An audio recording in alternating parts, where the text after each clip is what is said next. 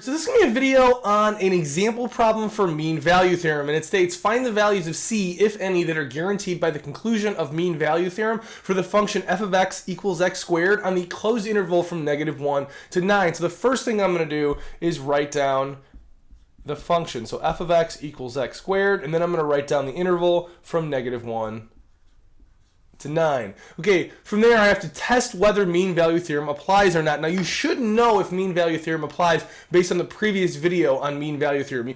You have to have it on this interval, you have to have it where this function is continuous and differentiable, as well as the endpoints, they're usually different y values. And that is the case for this example, and you can just graph this or just know that x squared is continuous and differentiable everywhere, including this -1 to 9. All right, so this is how to use your calculator to make sure that mean value theorem actually applies. The first thing that you're going to want to do is hit y equals, and then you're going to want to put your function into this y1. So we're going to do x squared.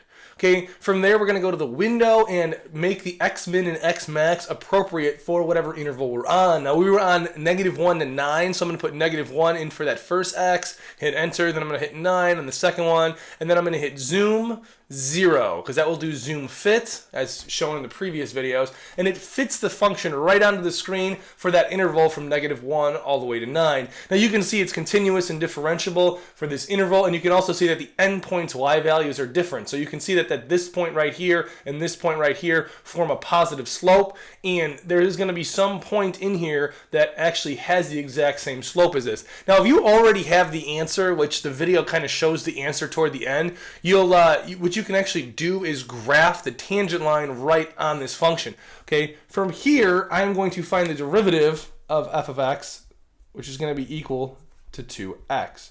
Now you have to set this derivative equal to the slope of these endpoints. So that means to find the slope you'd want to do f of 9 minus f of -1, because that's the change in y, all over the change in x, which would be 9 minus -1. So you end up with something like this.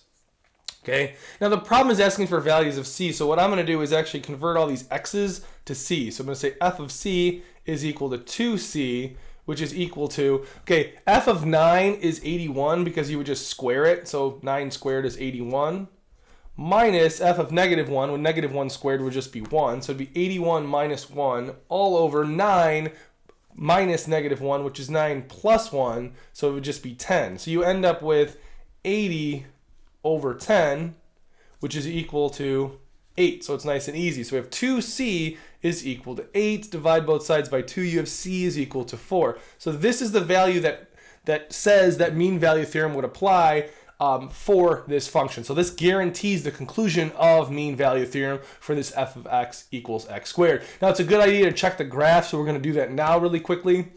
So we know that the answer is at x is equal to 4. So 1, 2, 3, 4. Right here, this point right here is going to have the same slope as the slope of the endpoints, or the average rate of change for this interval. So what I'm going to do is actually make the tangent line show up on the screen. So to do that, I'm going to hit second draw, and then I'm going to go to tangent line, so this fifth choice, so I'm going to just hit 5.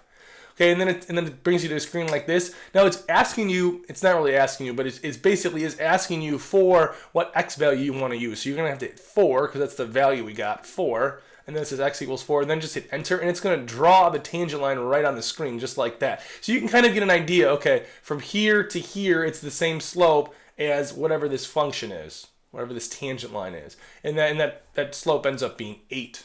Okay, so that's how to do it on your calculator. If you have any questions about anything in this video, let me know.